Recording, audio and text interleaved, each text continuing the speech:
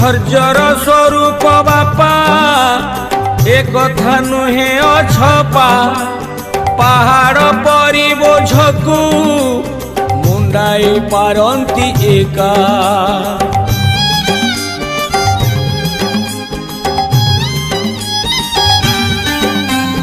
मुंड झाड़ तुंडे मारी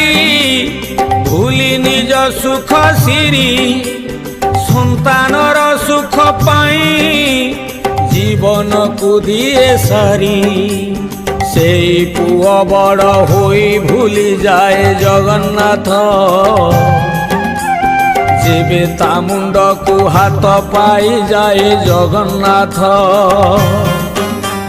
भारी जाबू धीरे बाट चालू थाए जगन्नाथ बापा को अकथा कही गाली दिए जगन्नाथ।